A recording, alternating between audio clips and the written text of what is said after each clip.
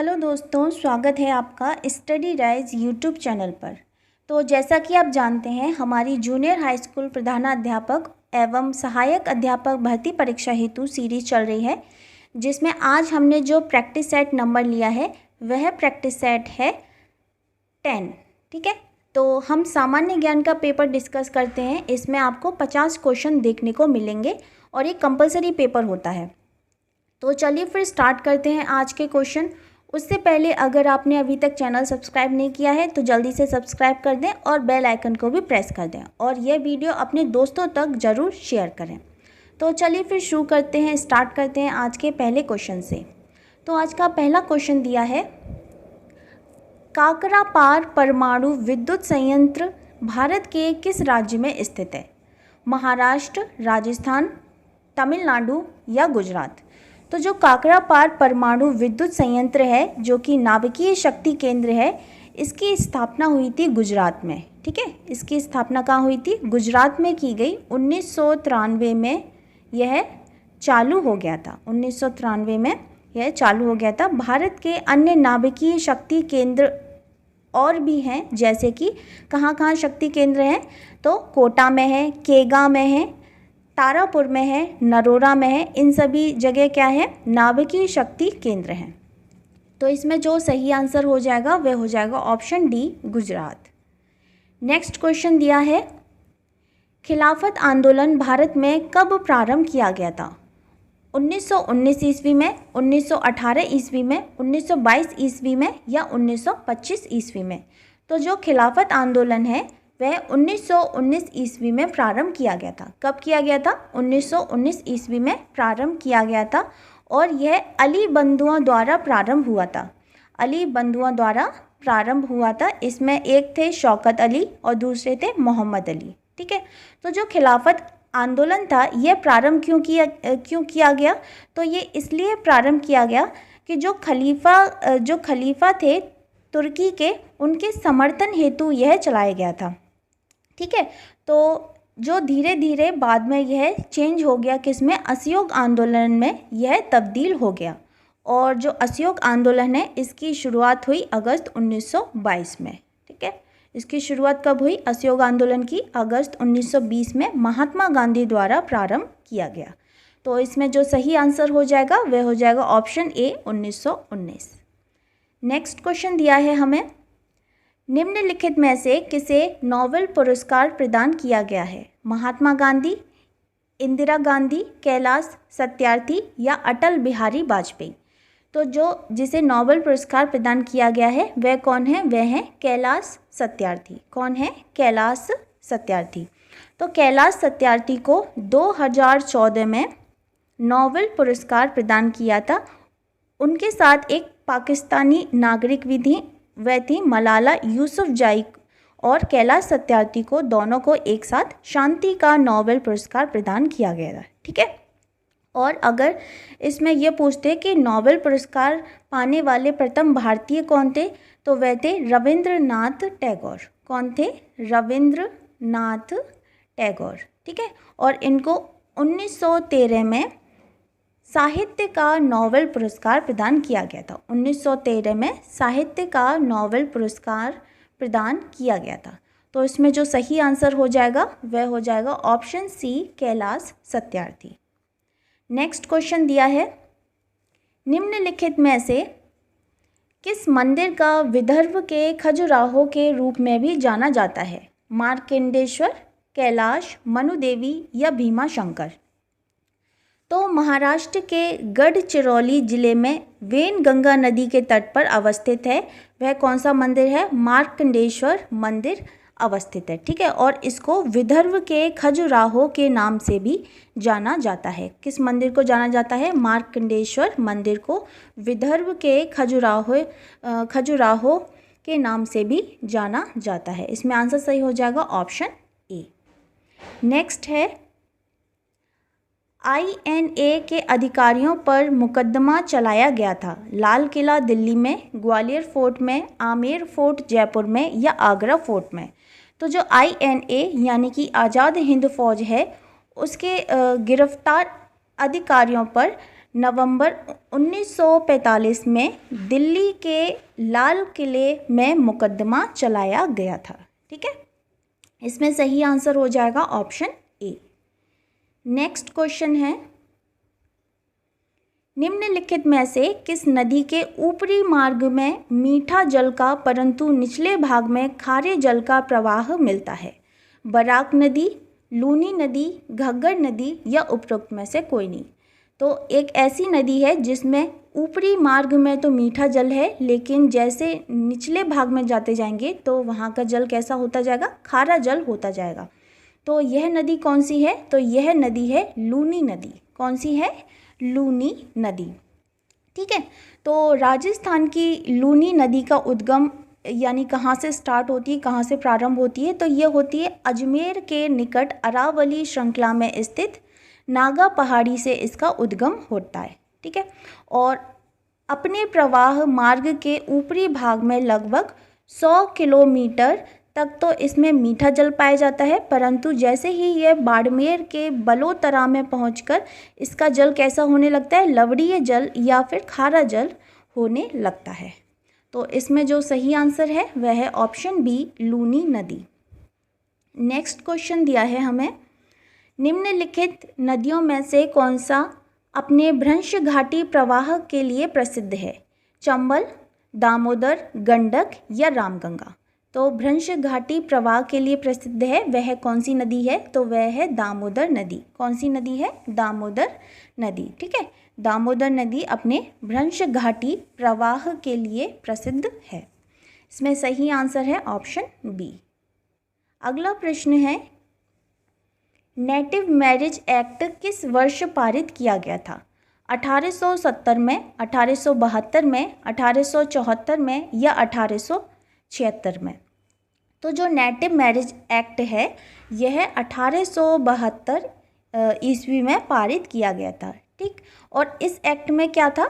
इस एक्ट के तहत ये था कि जो अंतर्जातीय विवाहों को मान्यता दी गई थी। इस एक्ट में क्या था कि अंतर्जातीय विवाहों को मान्यता दी गई और लड़कियों के विवाह की न्यूनतम आयु जो रखी गई वह रखी गई थी 14 वर्ष, और जो लड़कों की आयु रखी गई तो वह रखी गई थी 18 वर्ष। ठीक है, 18 वर्ष निर्धारित की गई थी। लड़कियों की गई थी 14 वर्ष और लड़कों की गई थी 18 वर्ष निर्धारित की गई थी। ठीक है, तो इसमें जो सही आंसर हो जाएगा वह हो जाएगा option B, 1872 native marriage act पारित हुआ था। नेक्स्ट क्वेश्चन है, निम्नलिखित नदियों में से किसे जैव मरुस्थल की संख्या दी गई है? चंबल नदी को, दामोदर नदी को, गंडक नदी को या फिर रामगंगा नदी को? तो इसमें नदियों में जो दामोदर नदी है उसे प्रदूषण के कारण जैव मरुस्थल कहा जाने लगा है। ठीक है, प्रदूषण के कारण जैव मरुस्थल की संज्ञा इसको दी गई है। इसमें सही आंसर है ऑप्शन बी।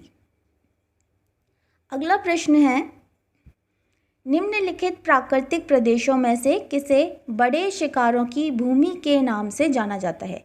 शीतोष्ण घास का मैदान, उष्ण कटिबंधीय मानसून प्रदेश, उष्ण रेगिस्तान प्रदेश या उष्ण कटिबंधीय सवाना प्रदेश? तो इसमें जो सही आंसर है वह है ऑप्शन डी, उष्ण कटिबंधीय सवाना प्रदेश। कौन सा है? उष्ण कटिबंधीय सवाना प्रदेश। पूरी दुनिया में जो सवाना प्रदेश है उसमें प्रत्येक वर्ष हजारों बड़े जानवरों को शिकार द्वारा मारा जाता है, इसलिए इस प्रदेश को बड़े शिकारों की भूमि भी कहा जाता है। किसको? सवाना प्रदेश को। तो इसमें सही आंसर है ऑप्शन डी, आंसर इसमें सही हो जाएगा। अगला प्रश्न हमें दिया है, इकोसिस्टम के संबंध में निम्न में से क्या सत्य है?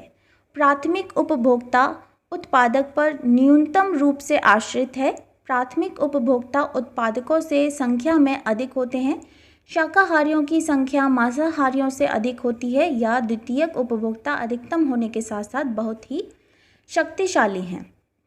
तो इसमें से हमें बताना है इकोसिस्टम के संबंध में कौन सा हमें सही कथन दिया है।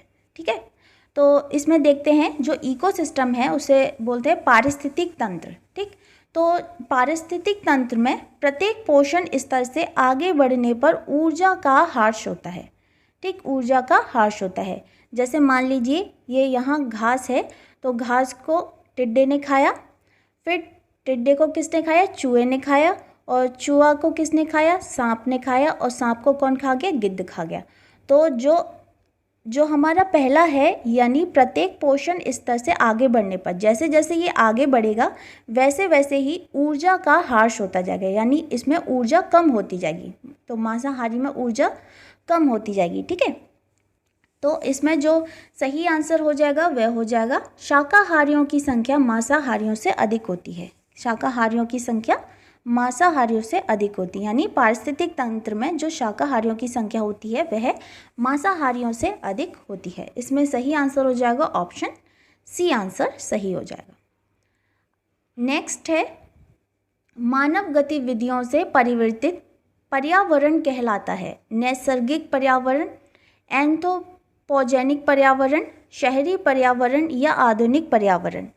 तो सामान्य तौर पर प्रकृति पर मानवीय प्रभाव को हम बोलते हैं एंथ्रोपोजेनिक पर्यावरण कहा जाता है। ठीक है, एंथ्रोपोजेनिक पर्यावरण कहा जाता है। तो इसमें जो सही आंसर हो जाएगा वह हो जाएगा ऑप्शन बी, आंसर सही हो जाएगा। अगला है, निम्नलिखित में से कौन सा वायु प्रदूषण के जैविक सूचक को प्रसिद्ध उदाहरण है।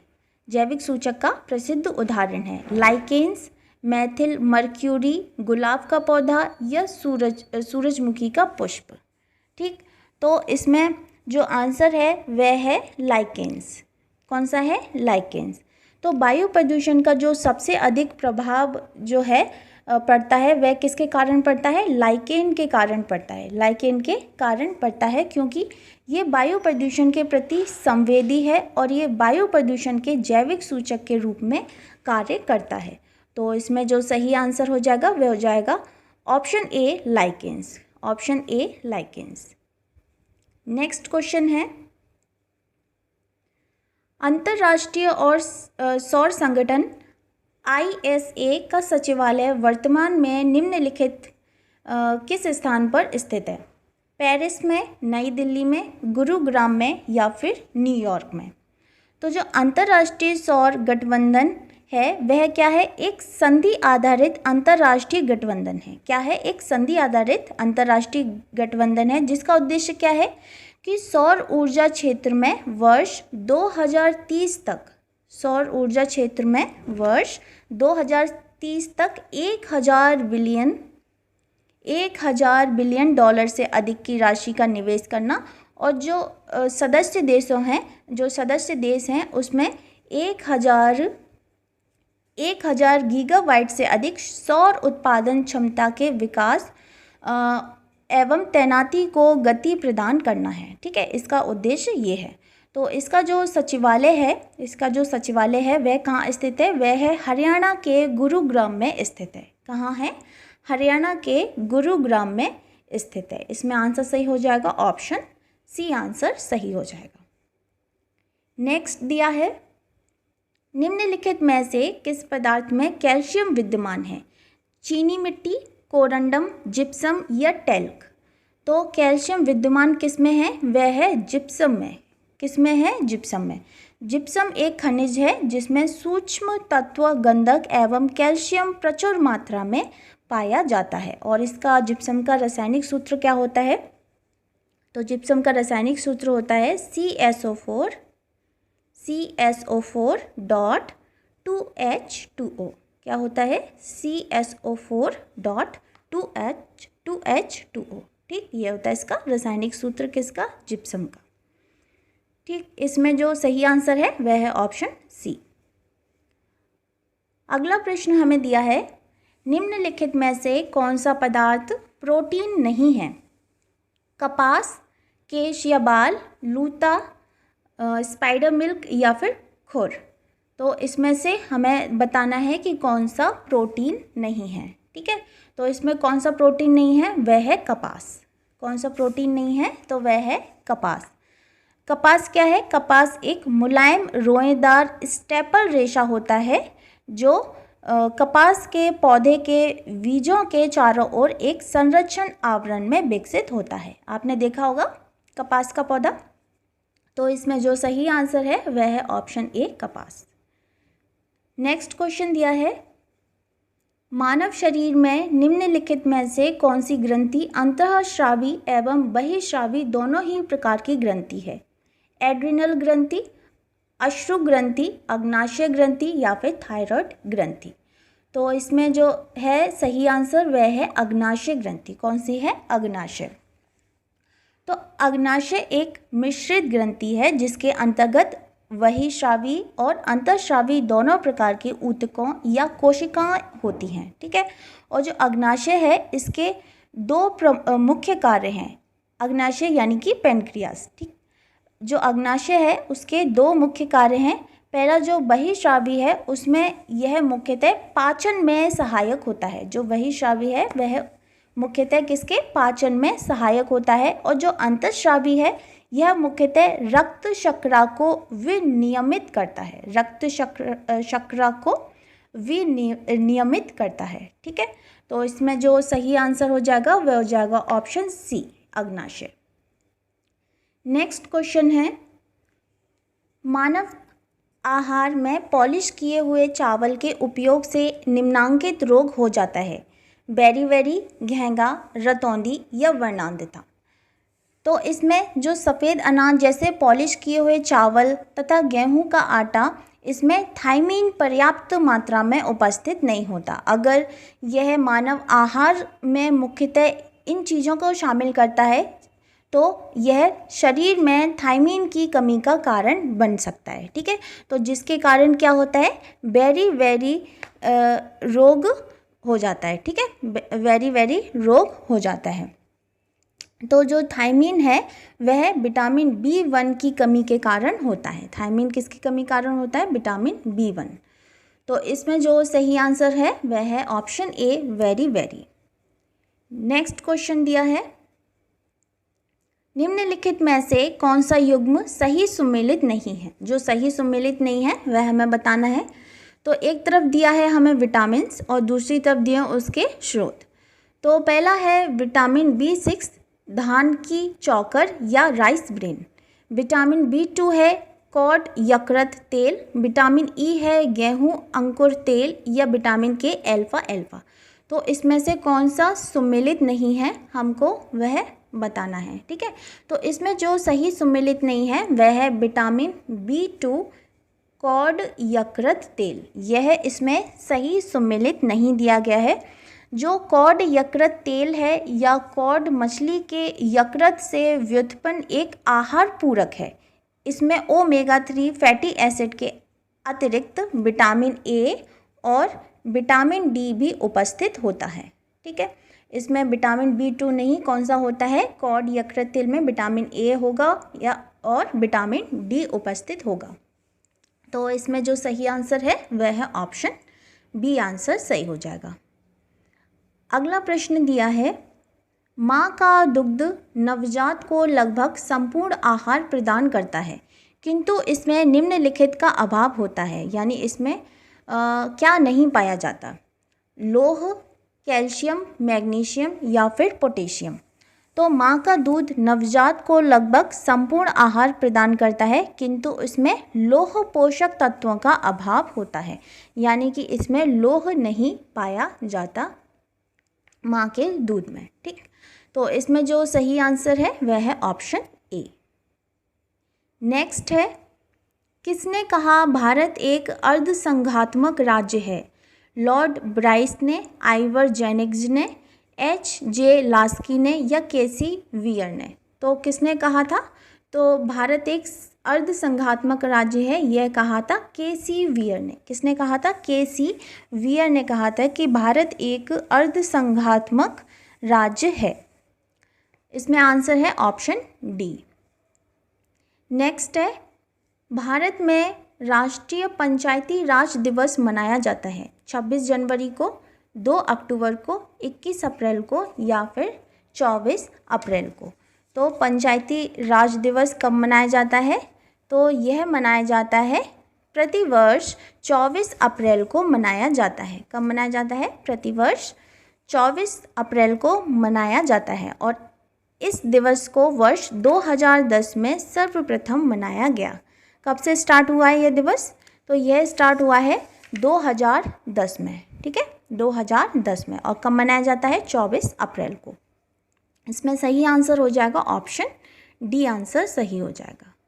अगला प्रश्न है 42वें संविधान संशोधन द्वारा किस अनुच्छेद के माध्यम से श्रमिकों की प्रबंधन में भागीदारी सुनिश्चित की गई? अनुच्छेद 38, अनुच्छेद 39A, अनुच्छेद 45 या फिर अनुच्छेद 43A। तो 42वें संविधानिक संशोधन ये हुआ था 1976 में। 1976 द्वारा संविधान के भाग 4 में राज्य के नीति निर्देशक तत्वों के तहत अनुच्छेद 43A अंतः स्थापित करके यह प्रावधानित किया गया कि राज्य किसी उद्योग में लगे हुए उपक्रमों या फिर स्थापनों या अन्य संगठनों के प्रबंध में कर्मकारों का भाग लेना सुनिश्चित करने के लिए उपयुक्त विधान द्वारा या फिर किसी अन्य रीति से कदम उठाएगा। तो इसमें जो सही आंसर हो जाएगा वह हो जाएगा ऑप्शन डी, अनुच्छेद 43A, ठीक है। नेक्स्ट क्वेश्चन दिया है संविधान की प्रस्तावना का विधिक स्वरूप क्या है? यह लागू किया जा सकता है, यह लागू नहीं किया जा सकता, विशेष परिस्थितियों में लागू किया जा सकता है या उपरोक्त में से कोई नहीं। ठीक, तो इसके पीछे की हम जानकारी देखते हैं। तो भारत के सर्वोच्च न्यायालय में वेरुबाड़ी मामले 1960 में संविधान की प्रस्तावना को संविधान का अभिन्न अंग नहीं माना था। तो जो वेरुबाड़ी जो मामला हुआ था 1960 में, उसमें संविधान की जो प्रस्तावना है उसको अभिन्न अंग नहीं माना गया था। परंतु उसके बाद एक और जब केशवानंद भारती वाद हुआ तो उसमें सर्वोच्च न्यायालय ने अपने पूर्व निर्णय को पलटते हुए प्रस्तावना को संविधान का एक अभिन्न अंग मान लिया गया, ठीक है। फिर इस निर्णय के बाद संविधान के अस्पष्ट क्षेत्रों की व्याख्या के लिए जो प्रस्तावना की सहायता ली जा सकती है, वह प्रस्तावना उसके किसी भाग को विधिक रूप से न्यायालय में परिवर्तित नहीं किया जा सकता।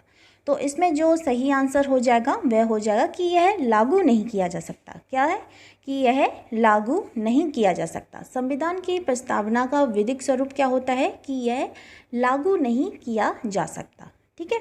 इसमें सही आंसर है ऑप्शन बी। अगला प्रश्न है भारत में नियोजित विकास का विरोध किसने किया? महात्मा गांधी ने, जवाहरलाल नेहरू ने, इंदिरा गांधी ने या फिर राजीव गांधी ने?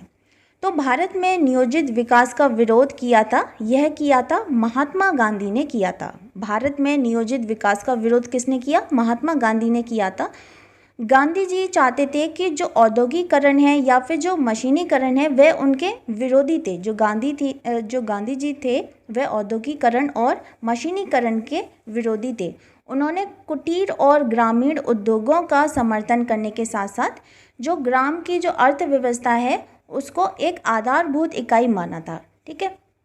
और उन्होंने मशीनों के प्रयोग के स्थान पर जो श्रमपरक हैं उनको अधिक महत्व दिया ताकि जो अधिक से अधिक जो लोग हैं उनको रोजगार मिल सके, ठीक। अधिक से अधिक जो लोग हैं उनको रोजगार मिल सके। तो इसमें जो सही आंसर हो जाएगा वह हो जाएगा ऑप्शन ए, महात्मा गांधी। अगला प्रश्न है भारतीय संविधान की 6ठी अनुसूची के प्रावधान निम्नलिखित में से किस राज्य में लागू होते हैं? त्रिपुरा में, सिक्किम में, नागालैंड में या उपरोक्त सभी में? तो ये होते हैं त्रिपुरा में। कहाँ होते हैं? त्रिपुरा में।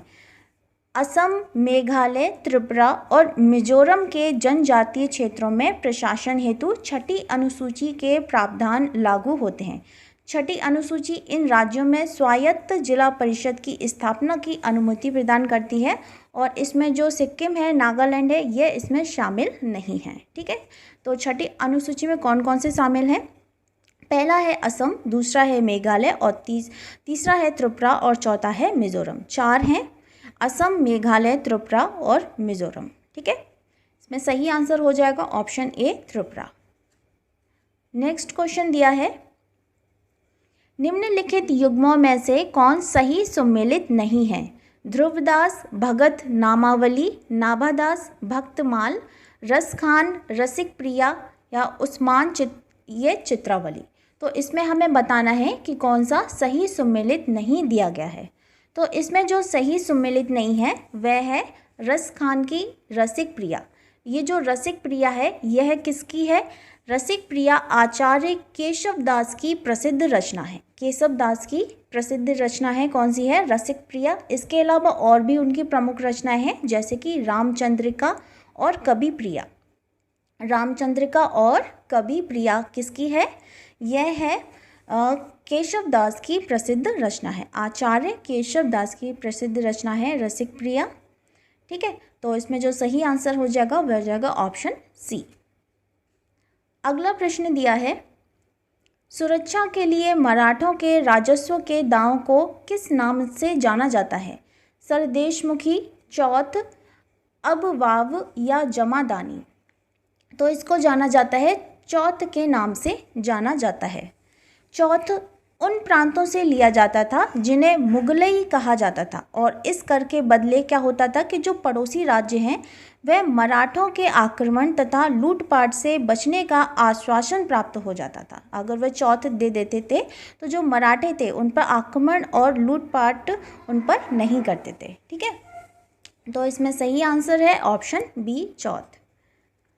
नेक्स्ट क्वेश्चन है, निम्नलिखित नेताओं में किसने क्रांतिकारी संगठन अभिनव भारत समाज की स्थापना की? भगत सिंह, विनायक दामोदर सावरकर, वारेंद्र कुमार घोष या पुलिन बिहारी? तो किसने अभिनव समाज भारत की स्थापना की? तो वह की थी, किसने की थी? यह की थी ऑप्शन बी, विनायक दामोदर सावरकर ने। किसने की थी? विनायक दामोदर सावरकर ने। तो विनायक दामोदर सावरकर और उनके भाई थे गणेश दामोदर सावरकर ने मित्र मेला नामक एक संगठन शुरू किया था, और 1904 में नासिक में वीडी सावरकर ने नाम परिवर्तित करके इसी का नाम क्या रख दिया गया? अभिनव भारत समाज नामक क्रांतिकारी संगठन के रूप में स्थापित कर दिया गया। सबसे पहले इसका नाम क्या था? मित्र मेला था, उसको चेंज करके क्या कर दिया गया? अभिनव भारत समाज कर दिया गया। ठीक है, तो इसमें जो सही आंसर हो जाएगा वह हो जाएगा वीडी सावरकर या फिर विनायक दामोदर सावरकर। नेक्स्ट क्वेश्चन है, सूर्य के प्रकाश से परावैंगनी विकिरण अभिक्रिया निम्न में से क्या पैदा करती है? Carbon monoxide, sulphur dioxide, ozone या फिर फ्लोराइड्स? तो ये पैदा करती है ओजोन। क्या पैदा करती है? ओजोन पैदा करती है। ठीक है, इसमें सही आंसर है ऑप्शन सी।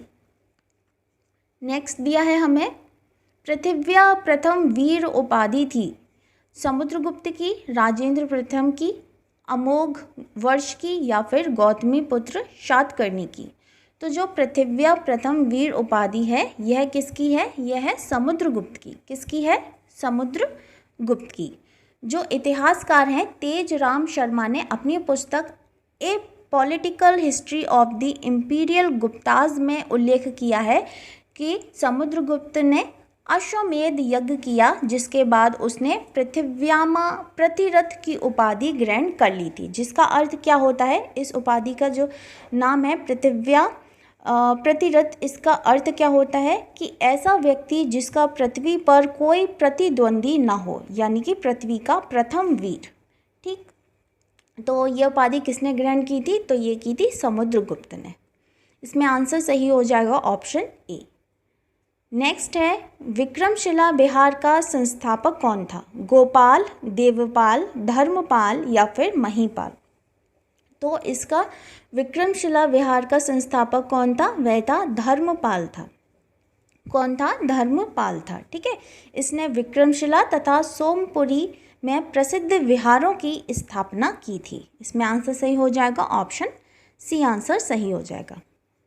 अगला दिया गया है, लॉर्ड डलहौजी की विलय नीति का प्रथम शिकार निम्नलिखित में से कौन हुआ था?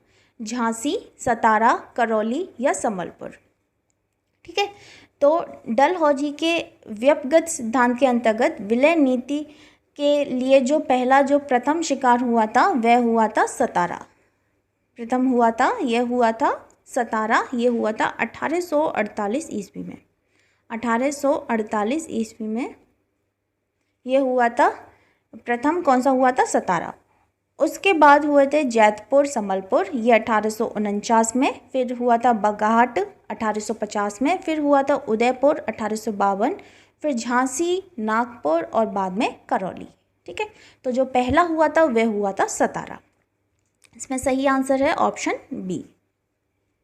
नेक्स्ट है, निम्नलिखित में से किसने विरोध में रविंद्रनाथ टैगोर ने अपनी नाइटहुड का परित्याग कर दिया था?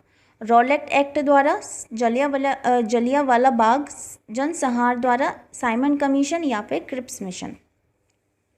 तो 13 अप्रैल 1919 को जलियांवाला बाग नरसंहार द्वारा जो रविंद्रनाथ टैगोर थे उन्होंने अपनी नाइटहुड की उपाधि वापस कर दी थी, ब्रिटिश सरकार को वापस कर दी थी। ठीक है, टैगोर ने उस समय क्या कहा था ब्रिटिश गवर्नमेंट से कि समय आ गया है जब सम्मान के तमगे अपमान के वेतु के संदर्भ से हमारे कलंक को सुस्पष्ट कर देते हैं। जहाँ तक मेरा प्रश्न है, मैं सभी विशेष उपाधियों से रहित होकर अपने देशवासियों के साथ खड़ा होना चाहता हूँ। यह कहकर उन्होंने जो अपनी उपाधि थी, नाइटहुड की उपाधि दी थी ब्रिटिश गवर्नमेंट ने, ब्रिटिश सरकार ने, वह उनको वापस कर दी थी। ठीक है, तो इसमें जो सही आंसर हो जाएगा वह हो जाएगा जलियांवाला बाग जनसंहार। नेक्स्ट है, निम्न में से कौन अब भारत में तेल की कीमतों का निर्धारण करता है? वित्त मंत्रालय, संबंधित राज्य सरकार, पेट्रोलियम मंत्रालय या फिर तेल कंपनियां? तो भारत में पेट्रोल हुआ, डीजल हुआ, जैसे तेल सरकारी नियंत्रण मुक्त पदार्थ हैं, उनकी कीमतें कौन डिसाइड करता है या निर्धारित करता है? तो वह करते हैं तेल कंपनियां करती हैं। कौन करती हैं? तेल कंपनियों द्वारा निर्धारित किया जाता है कि पेट्रोल डीजल की कीमतों का निर्धारण किसके द्वारा होता है? वह होता है तेल कंपनियों के द्वारा। ठीक है, इसमें आंसर सही हो जाएगा ऑप्शन डी। नेक्स्ट क्वेश्चन दिया है, 1944 में गांधीवादी योजना को प्रतिपादित किया था। एनआर सरकार ने, कस्तूरी भाई लाल भाई ने, जयप्रकाश नारायण ने या फिर श्रीमान नारायण अग्रवाल ने? तो वर्ष 1944 में प्रसिद्ध गांधीवादी अर्थशास्त्री थे, वह थे श्रीमान नारायण अग्रवाल। कौन थे? श्रीमान नारायण अग्रवाल ने भारत के आर्थिक नियोजन हेतु एक योजना प्रस्तुत की गई, जिसमें गांधीवादी योजना के नाम से उसको जाना गया। ठीक है, इस योजना में क्या था कि स्वावलंबी गांवों के साथ साथ विकेंद्रीकृत आर्थिक संरचना की स्थापना की संकल्पना थी। ठीक है, इसमें आंसर जो सही है वह है ऑप्शन डी। नेक्स्ट क्वेश्चन है, भारत की जनगणना 2011 के अनुसार 2001 और 2011 की अवधि में देश में जनसंख्या वृद्धि की प्रतिशत था 31.34, 17.70, 13.31 या फिर 23.85। तो भारत की जनगणना 2011 के अनुसार इसमें देश में जो जनसंख्या वृद्धि रही वह कितनी रही? 17.70%। कितनी रही? 17.70% रही।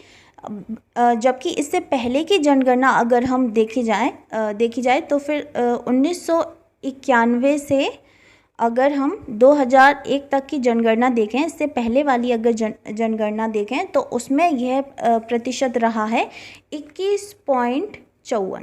कितना रहा है? 21.54 रहा है। और 2011 की देखी जाए तो वह रहा है 17.70 रहा है। ठीक है, 17.70 रहा है। तो इसमें जो सही आंसर हो जाएगा वह हो जाएगा ऑप्शन बी। नेक्स्ट है, हाल ही में वीडियो कॉन्फ्रेंस के माध्यम से भारतीय अंतर्राष्ट्रीय विज्ञान फिल्म महोत्सव 2020 कब आयोजित हुआ? 22 से 25 दिसंबर, 23 से 24 दिसंबर, 18 से 22 दिसंबर या 24 से 26 दिसंबर? तो ये हुआ है 22 से 25 दिसंबर 2020 को। कब आयोजित हुआ? 22 से 25 दिसंबर 2020 को। ठीक है, नेक्स्ट है, 25 दिसंबर 2020 को भारत के अंतर्राष्ट्रीय विज्ञान फिल्म पुरस्कार 2020 की घोषणा की गई। इसमें अंतर्राष्ट्रीय श्रेणी में आत्मनिर्भर भारत के लिए विज्ञान और या विश्व कल्याण के लिए विज्ञान विषय पर केंद्रित फिल्म को सर्वोच्च पुरस्कार किस फिल्म को मिला है? A natural code, night nurse, keep your smile या फिर द इंसेक्ट टेस्क्यूलर। ठीक, तो यह सर्वोच्च पुरस्कार जर्मनी के एंड्रियास एवेल्स द्वारा निर्देशित अंग्रेजी भाषा की फिल्म द इंसेक्ट टेस्क्यूलर को मिला है। ठीक है, द इंसेक्ट टेस्क्यूलर को मिला है। इसमें सही आंसर हो जाएगा ऑप्शन डी। नेक्स्ट क्वेश्चन है, 25 दिसंबर 2020 को देश भर में राष्ट्रीय सुशासन दिवस मनाया गया। केंद्र सरकार ने किस वर्ष इस दिवस को मनाने की घोषणा की थी? वर्ष 2013 में, वर्ष 2014 में, वर्ष 2016 में या फिर वर्ष 2018 में? तो इसमें 25 दिसंबर 2020 को देश भर में राष्ट्रीय सुशासन दिवस मनाया गया, यानी नेशनल गुड गवर्नेंस डे मनाया गया। यह दिवस भारत के पूर्व प्रधानमंत्री अटल बिहारी वाजपेयी के जन्म दिवस के अवसर पर मनाया जाता है और यह केंद्र सरकार ने 2014 में इस दिवस को मनाने की घोषणा की थी। तब से ये अभी तक मनाया जाता है 2014 से। ठीक है, इसका प्रारंभ हुआ था 2014 से। तो सही आंसर है ऑप्शन बी। अगला है, 24 दिसंबर 2020 को किसने स्वच्छता अभियान मोबाइल ऐप का शुभारंभ किया था? पीयूष गोयल, थावरचंद गहलोत, प्रकाश जावड़ेकर या फिर रविशंकर प्रसाद?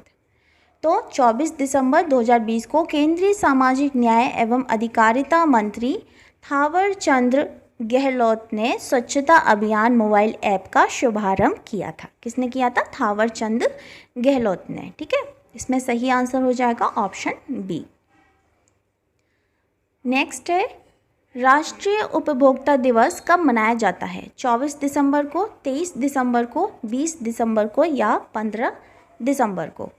तो जो राष्ट्रीय उपभोक्ता दिवस है यह मनाया जाता है 24 दिसंबर को। कब मनाया जाता है? 24 दिसंबर को मनाया जाता है। और इस बार की इसकी थीम क्या रही है? इसकी थीम क्या रही है? वह है उपभोक्ता संरक्षण अधिनियम 2019 की नई विशेषताएं थी। इसकी थीम क्या है? उपभोक्ता संरक्षण अधिनियम 2019 की नई विशेषताएं थी, इसकी थीम है। तो इसमें जो सही आंसर हो जाएगा वह हो जाएगा 24 दिसंबर, ऑप्शन ए। नेक्स्ट है, 23 दिसंबर 2020 को केंद्रीय मंत्रिमंडल ने फिल्म संबंधी 4 मीडिया इकाइयों को राष्ट्रीय फिल्म विकास निगम में विलय को मंजूरी दी है। इसमें शामिल नहीं हैं भारतीय राष्ट्रीय फिल्म अभिलेखागार, भारतीय बाल फिल्म सोसाइटी, फिल्म समारोह निदेशालय या फिर भारतीय फिल्म एवं टेलीविज़न संस्थान। तो इसमें कौन सा शामिल नहीं है? ठीक है, कौन सा शामिल नहीं है? तो वह 4 कौन कौन से हैं? तो पहला है फिल्म डिवीज़न, दूसरा है फिल्म समारोह निदेशालय, तीसरा है भारतीय राष्ट्रीय फिल्म अभिलेखागार और चौथा है भारतीय बाल फिल्म सोसाइटी। तो इसमें से कौन सा शामिल नहीं है? तो वह है ऑप्शन डी, भारतीय फिल्म एवं टेलीविज़न संस्थान। ये शामिल नहीं है और बाकी शामिल हैं। इसमें एक और है, वह कौन सा है? Film division. ठीक है, फिल्म डिवीज़न। ये 4 हैं जो शामिल किए गए हैं। इसमें सही आंसर हो जाएगा ऑप्शन डी। नेक्स्ट है, दिए गए विकल्पों में से संबंधित संख्या और संख्या युग्मों को चुनिए। यहाँ 22 से 55 हो रहा है तो 48 से क्या होगा? ठीक, ये हमें देखना है। तो चलिए शुरू करते हैं, स्टार्ट करते हैं। तो 22 से 55 हो रहा है, तो अगर हम क्या करें कि 22 से 55 हो जाए, तो अगर हम 22 में अगर डिवाइड करें 2 का, 22 में अगर डिवाइड करें हम 2 का, तो ये कितना हो रहा है? 11 हो रहा है। ठीक है, 11 हो रहा है। अगर 11 में हम इंटू 5 कर देंगे तो कितना हो जाएगा? 55 हो जाएगा। ठीक है, कितना हो जाएगा? 55 हो जाएगा। ठीक है, इसी प्रकार हम 48 में अगर 2 का डिवाइड करें तो कितना हो रहा है? ये 2 का डिवाइड करें तो कितना हो रहा है, ये हो रहा है 24। कितना हो रहा है 24। और हम इसमें अगर 5 का मल्टीप्लाई कर दें, गुणा कर दें, तो कितना हो जाएगा, ये हो जाएगा 120। कितना हो जाएगा 120। ठीक है, इसमें जो सही आंसर है वह है ऑप्शन डी 120 हो जाएगा। ठीक, आगे समझ। चलिए नेक्स्ट देखते हैं। अब है कोडिंग डिकोडिंग का। एक विशिष्ट कोड भाषा में मैग्नेट का कोड दिया है, वह इतना है। इस कोड भाषा में फ्रॉड्स को किस प्रकार लिखा जाएगा, फ्रॉड्स को किस प्रकार लिखा जाएगा। तो चलिए स्टार्ट करते हैं। तो इसमें मैग्नेट का कोड दिया है इतना, तो इसको हम पीछे से स्टार्ट करेंगे। जैसे टी से, एक सेकेंड, टी से हो रहा है डब्लू। कितना हो रहा है, टी से हो रहा है डब्लू, तो कितना हो रहा है, ये हो रहा है +3। टी से डब्लू बढ़ रहा है +3। फिर ई से बढ़ रहा है एच, कितना हो रहा है +3 हो रहा है। हमने स्टार्ट कहाँ से किया है, पीछे का लास्ट से स्टार्ट कर रहे हैं हम। ठीक है, फिर एन से बढ़ रहा है क्यू, कितना हो रहा है +3 हो रहा है। ठीक, तो हमें पता चल गया कौन सी सीरीज चल रही है, तो ये चल रही है +3 की। ऐसे ही इसी प्रकार हम फ्रॉड्स को किस प्रकार लिखा जाएगा, तो हम पीछे से स्टार्ट करेंगे सबसे पहले। तो एस में अगर हम +3 करेंगे, एस में अगर हम +3 करेंगे तो कितना हो जाएगा, वी हो जाएगा। कितना हो जाएगा, वी हो जाएगा। ठीक है, फिर डी में +3 करेंगे तो कितना हो जाएगा, जी हो जाएगा। उसके बाद यू में +3 करेंगे तो कितना हो जाएगा, एक्स हो जाएगा। कितना हो जाएगा, एक्स हो जाएगा। ठीक है, और उसके बाद हम यू में +3 करेंगे तो कितना हो जाएगा, डी हो जाएगा। तो क्या बन रहा है हमारा, बी जी एक्स डी। ठीक, तो इसको हम देख लेते कहाँ है, तो ये है ऑप्शन बी में। कहाँ है, ऑप्शन बी में। ठीक है, तो इसका जो सही आंसर है वह है ऑप्शन बी। आप करके देखना, ज़रूर हो जाएगा। पहले पीछे से स्टार्ट करना एस से, तो एस में अगर +3 करेंगे तो कितना हो जाएगा, वी हो जाएगा। डी में अगर +3 करेंगे कितना हो जाएगा, जी हो जाएगा। यू में अगर +3 करेंगे कितना हो जाएगा, डी हो जाएगा। तो इसका जो सही आंसर निकलेगा वह निकलेगा ऑप्शन बी। ठीक है, नेक्स्ट है, दिए गए विकल्पों में से विषम अक्षर युग्म ज्ञात कीजिए। आई के, पी एन, बी डी और एस यू, इसमें से कौन सा डिफरेंट है वह हमें ज्ञात करना है। ठीक है, तो पहला वाला हम देखते हैं आई और के। अगर हम ऐसे देखें तो आई से के जाने में, आई से के जाने में कितना हो रहा है, +2 हो रहा है। ठीक है, आई से के जाने में कितना हो रहा है, आई जे और के कितना हो रहा है, +2 हो रहा है। ठीक है, फिर P से N जाने में कितना हो रहा है, तो ये हो रहा है -2 हो रहा है। ये कितना हो रहा है, घट रहा है, ये हो रहा है -2 हो रहा है, और इसमें +2 हो रहा था। ठीक है, फिर B से D जाने में इसमें भी +2 हो रहा है, और S से U जाने में इसमें भी +2 हो रहा है। इन तीनों में +2 हो रहा है, तो हमारा कौन सा डिफरेंट हुआ, तो ये हुआ PN वाला डिफरेंट हो गया, क्योंकि इसमें घट रहा है, माइनस हो रहा है, तो -2 हो रहा है। तो इसमें जो सही आंसर हो जाएगा वह हो जाएगा PN ऑप्शन बी। इसमें कितना हो रहा था, -2 हो रहा था। ठीक है, तो सही आंसर है ऑप्शन बी। यदि ट्रायंगल को इतना लिखा जाता है तो कंप्यूटर को कैसे लिखा जाएगा। ठीक है, ये भी कोडिंग डिकोडिंग का सवाल है, तो चलिए इसको शुरू करना स्टार्ट करते हैं। तो हम ट्रायंगल के नीचे ये लिख लेंगे, कितना दिया है, S U B J H O F M। ठीक है, इतना दिया है। तो ट्रायंगल को किसी कोड भाषा में इतना लिखा जाता है। तो अब इसमें थोड़ा ध्यान से देखना, तो हम T से U हो रहा है, पहली संख्या छोड़ के दूसरी पर हम लिख रहे हैं। ठीक है, तो TU, फिर RS, ठीक, क्रॉस चलेगा, TURS, फिर IJ और AB, फिर दिया है NO और GH, फिर है LM और EF, ठीक, यानी इस तरह से, यानी पहला जो अक्षर है यानी टी का जो कोड होगा वह होगा U होगा, यानी दूसरा अक्षर, और जो R का कोड होगा वह होगा पहला अक्षर S होगा, ठीक है। तो इस तरह से ये चलेगा, ठीक। तो सब में क्या हो रहा है, इसमें +1 हो रहा है, सब में क्या हो रहा है, +1 हो रहा है, ठीक है। तो उसी प्रकार हमसे अब कंप्यूटर को कैसे लिखा जाएगा, तो अगर हम C में +1 करेंगे तो कितना हो जाएगा, D हो जाएगा, कितना हो जाएगा, D हो जाएगा। अगर O में +1 करेंगे तो कितना हो जाएगा, P हो जाएगा, ठीक है, कितना हो जाएगा, P हो जाएगा।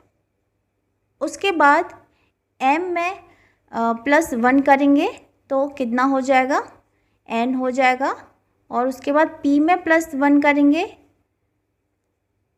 फिर कितना हो जाएगा, O हो जाएगा, ठीक है। तो हमारा क्या होगा, PDQN। अब ये देखते हैं कहाँ दिया गया है, PDQN, तो ये दिया गया है ऑप्शन 4 में। कहाँ दिया गया है, ऑप्शन 4 में, समझ गए। +1 करना है, पहला जो शब्द है उसको सेकंड से और जो दूसरा शब्द है उसको पहले से। तो ये हमारी थोड़ी सीरीज चलेगी, ठीक है, करके देखना, हो जाएगा। चलिए नेक्स्ट है, आयुष का जन्मदिन सोमवार 22 मई को है। यदि नीरव का जन्म 30 अक्टूबर को हुआ था तो उसी वर्ष नीरव का जन्मदिन सप्ताह में किस दिन होगा, सोमवार, बुधवार, शुक्रवार या फिर गुरुवार। तो चलिए इसको करना स्टार्ट करते हैं। तो इसमें दिया है आयुष का जन्मदिन सोमवार 22 मई को है और नीरव का 30 अक्टूबर को है, ठीक। नीरव का कब है, 30 अक्टूबर को। तो कुल दिनों की संख्या, तो सबसे पहले मई, तो मई कौन से महीने का होता है, 30 का होता है, 31 का होता है, तो मई होता है 31 महीने का, ठीक है, 31 महीने का। तो उसमें से 22 मई अगर हम माइनस करते हैं तो कितने दिन बचते हैं, 9 दिन बचते हैं, ठीक है। तो 9 दिन, ठीक, ये हो गया मई, ये कौन सा हो गया, मई। इसके बाद हमें अक्टूबर तक जाना है, ठीक, कहाँ तक जाना है, अक्टूबर तक। तो मई के बाद क्या आता है, मई के बाद आता है जून। तो जून कितने दिन का होता है, तो ये होता है 30 का। फिर पड़ता है जुलाई, फिर पड़ता है अगस्त, फिर पड़ता है सितंबर, फिर पड़ता है सितंबर, और फिर पड़ता है अक्टूबर। अक्टूबर हमें कितना दिया है, 30 अक्टूबर दिया है, 30 अक्टूबर दिया है। तो हमारा शेष कितना है, बचा है, 1 दिन बचा है, ठीक है, ये इसको अलग से लिख ले। तो यहाँ पे 30 दिन, कितना पड़ता है, 30 दिन का, ठीक है। तो अब हम जब इसको सारा टोटल करेंगे तो हमारा आ जाएगा 161। हम इन सबको टोटल करेंगे, प्लस करेंगे, उसमें आ जाएगा 161। तो हम जानते हैं सप्ताह में कितने दिन होते हैं, 7 दिन होते हैं। तो हम 161 को डिवाइड कर देंगे 7 दिन से, 161 को डिवाइड कर देंगे 7 दिन से। तो हमारा टोटल जो आंसर निकल आएगा वह कितना निकल आएगा, 23 सप्ताह आ जाएगा। कितना आ जाएगा, टोटल डिवाइड हो जाएगा तो कितना पूरा कट जाएगा, है ना, 7 दूनी 14, कितने बच जाएगा, 2 बच जाएगा, और 7 तिया 21, ठीक, पूरा कट जाएगा तो 23 आ जाएगा। और इसमें जो ऑड जो विषम दिन आएंगे वो 0 आएंगे, क्योंकि पूरा कट गया तो विषम दिन तो कोई बचे नहीं। तो ऑड डेज कितने हो गए हमारे, 0 हो गए, ठीक है, कितने हो गए, 0 हो गए। तो अब जो इसका जो आंसर आ गया वह कितना आ गया, 23 आ गया। लेकिन इधर ध्यान दीजिए, 1 दिन बच रहा है, कितना बच रहा है, 1 दिन बच रहा है। ये तो इसका तो ये पूरा ख़त्म हो गया। अब जो हमारा 1 दिन बचा, तो हम पहला जो दिन होता है वह कौन सा होता है, सोमवार होता है। पहला जो दिन होता है वह सोमवार होता है। कौन सा होता है, सोमवार। तो इसमें जो सही आंसर हो जाएगा वह हो जाएगा सोमवार। कैसे हो जाएगा, हम पहले दिन से काउंट करते हैं ना, 1 2 3 4 5 6 7 ऐसे होता है। तो पहला दिन क्या होता है, मंडे होता है। दूसरे दिन क्या पड़ता है, ट्यूसडे पड़ता है। तीसरा दिन क्या होता है, वेडनेसडे होता है। चौथा दिन ऐसे करके होता है। तो फिर इसमें जो पहला दिन पड़ा, जो 1 दिन रह गया, जो 1 बचा, वह कौन से दिन होगा, वह होगा सोमवार को, ठीक है, सोमवार को होगा। एक बार फिर से वीडियो देख लेना, बिल्कुल सही समझ में आ जाएगा, सोमवार को होगा, ठीक है। इसमें जो सही आंसर है वह है ऑप्शन ए, सोमवार। नेक्स्ट दिया है कथन और निष्कर्ष का। कथन दिया है बीमार लोगों को दवा की ज़रूरत होती है। निष्कर्ष है स्वस्थ लोगों को दवा की ज़रूरत नहीं होती, लोग अपने घरों में दवा रखते हैं। तो इसमें से कौन सा निष्कर्ष सही है, कौन सा इसमें निष्कर्ष सही है वह बताना है। तो देखो सबसे पहले जो दिया है वह बीमार लोगों की दवा की ज़रूरत होती है। इससे ना तो यह निष्कर्ष निकलता है कि स्वस्थ लोगों को दवा की ज़रूरत नहीं होती, ऐसा तो इसमें नहीं कहा गया कि जो स्वस्थ लोग होते हैं उनको दवा की ज़रूरत नहीं होती, और ना ही यह निष्कर्ष निकलता है कि लोग अपने घरों में दवा रखते हैं। तो ये दोनों ही डिफरेंट हैं। निष्कर्ष जो है वह कथन से डिफरेंट दिया है, तो इसमें जो सही आंसर हो जाएगा वह हो जाएगा ना तो निष्कर्ष 1 निकलता है और ना ही निष्कर्ष 2 निकलते हैं। ठीक है, समझ में आ गया? ना तो निष्कर्ष 1 निकलता है और ना ही निष्कर्ष 2 निकलता है। तो इसमें सही आंसर है ऑप्शन सी। नेक्स्ट क्वेश्चन है और हमारा लास्ट क्वेश्चन 50। तो इसमें है मांडू महोत्सव का संबंध किस राज्य से है? उत्तर प्रदेश से, राजस्थान से, मध्य प्रदेश से या फिर इनमें से कोई नहीं। तो जो मांडू महोत्सव है इसका संबंध किस राज्य से है? वह है मध्य प्रदेश से। किससे है? मध्य प्रदेश से। तो 13 से 15 फरवरी 2021 को मांडू महोत्सव का आयोजन मध्य प्रदेश के धार जिले में संपन्न हुआ था और यह 3 दिवसीय मांडू महोत्सव का विषय था खोजने में खो जाओ। क्या था? खोजने में खो जाओ इसका थीम था, इसका विषय था। ठीक है, तो जो मांडू महोत्सव वो कहाँ मनाया जाता है, किस राज्य में? तो वह मनाया जाता है मध्य प्रदेश राज्य में मनाया जाता है। तो ये हो गए आज के कंप्लीट 50 क्वेश्चन। उम्मीद करती हूँ आपको समझ में आए होंगे, और अगर समझ में आए हों तो वीडियो को ज़रूर शेयर करना अपने दोस्तों तक। ठीक, अगर कोई डाउट हो, कोई प्रॉब्लम हो तो आप मुझे इंस्टाग्राम पे मैसेज कर सकते हैं। मैं उसका लिंक डिस्क्रिप्शन बॉक्स में मेंशन कर दूँगी, तो आप मुझे वहाँ मैसेज कर सकते हैं, या कुछ क्वेरी हो तो वो आप मुझसे पूछ सकते हैं। ठीक है, मिलते हैं फिर बहुत जल्द नेक्स्ट वीडियो में। तब तक के लिए थैंक यू सो मच।